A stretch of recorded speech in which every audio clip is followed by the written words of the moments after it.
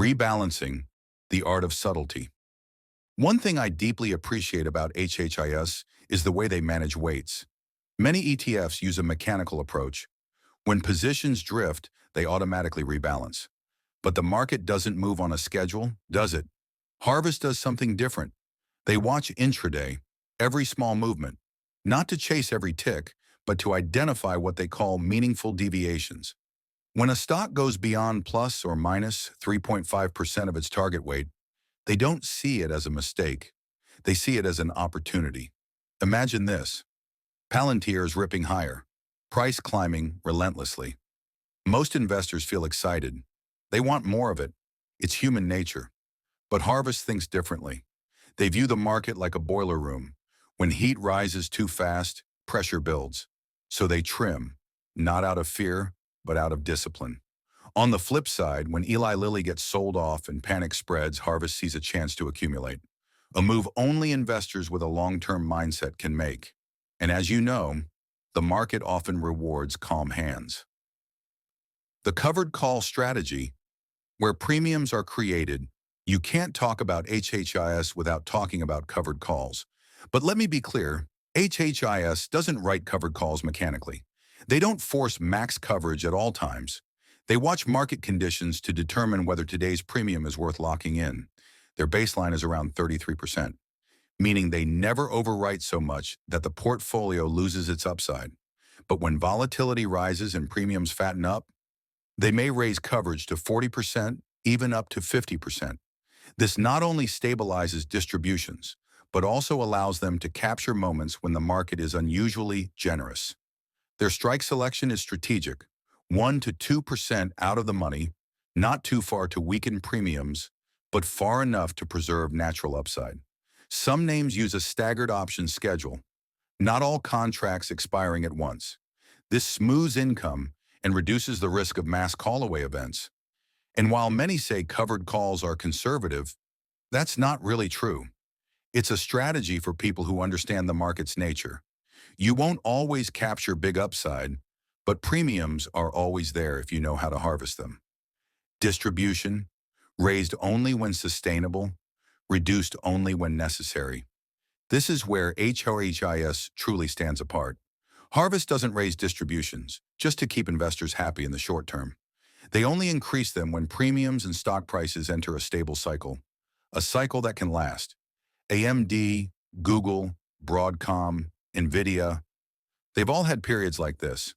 When prices rise sharply and volatility stays healthy, premiums increase, and distributions can follow. But what I respect even more is their approach to keeping distributions from dropping. They don't want a portfolio that feels unstable, high one month, low the next. That destroys trust, and trust is the hardest thing to build in finance. They only reduce distributions when prices fall too sharply and volatility can't make up the difference. And usually these cases are special, like Tesla recently. Despite its rebound, volatility hasn't stabilized, so they haven't rushed to raise distributions again. That's discipline, and most funds don't have it. The hot topic, MicroStrategy, MSTR. Let's talk about MSTR for a moment. It's one of the most fascinating stocks on the market. When it drops hard. When it runs, nothing can catch it. Its volatility is off the charts. Because of that, MSTR generates huge premiums. Even during deep pullbacks, HHIS can maintain strong distributions. But here's the catch. High volatility is a double-edged sword. When volatility contracts, premiums shrink instantly, and distributions must adjust. Harvest monitors MST leverage twice a day. That tells you they don't take the risk lightly. They want to ensure not a single dollar of distribution comes from eating into capital. That is the hallmark of a responsible manager, and something every income investor should demand. Reverse split? It only happens if MSTR keeps falling, and even if it doesn't change the real value. It's cosmetic, not fundamental. The final message of the strategy. HHIS is not a strategy that chases high yield at any cost. It's a strategy built around three pillars: growth, high income, thoughtful diversification, and above all, stability. When the market gets volatile, HHIS doesn't freeze. They don't try to predict the future. They adapt to opportunity, to premiums, to volatility, to the actual pulse of the market. That's why I believe if you understand the story behind HHIS, you'll understand that sustainable income doesn't come from luck. It comes from observation, discipline, and the ability to read the market's heartbeat. You know, after years of living with the market, watching it, making mistakes with it, and eventually learning how to listen to it, I've realized something simple that very few people have the patience to accept. The market is a mirror. It reflects who we are. When you're afraid, the chart shows your fear. When you're overly optimistic, the price shows your impatience. And when you truly understand yourself, the market becomes surprisingly gentle.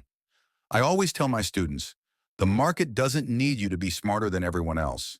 It needs you to be more resilient than the version of yourself from yesterday.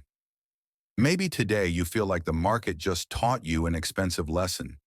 Maybe you're staring at your screen wondering, why me? Why do I always buy the top and sell the bottom? But hey, you're not alone. Everyone has been there. I've been there. An old friend of mine, an investor who survived both the dot-com crash and the 2008 crisis, once told me, winning doesn't make you wealthy, surviving does. And the longer I invest, the more that sentence hits me with a kind of cold truth. Let me give you an image to carry with you. Imagine the market as the ocean. The waves can be strong, chaotic, unpredictable. But if you know how to breathe, how to float, how to swim with the rhythm, you will never drown. What matters most isn't predicting the next wave. It's staying calm when the wave hits. So when you close this video and return to your charts, I want you to remember this. Don't just look at the price. Look at yourself in the price. Don't just chase trends. Ask which trend truly fits you. Don't fear the market. Fear not understanding yourself. And if today you feel lost in the market, consider that a gift, because those who are humble enough to recognize they don't know enough are the ones who learn fastest, grow deepest, and ultimately win the most sustainably. Thank you for spending this time with me. If anything I said touched even a small part of your investing journey, leave a comment. Just one simple sentence. I'm still staying with the market, and I'll know you're heading in the right direction. See you in the next video. Stay calm, stay patient, and remember, the market always rewards those who know how to listen.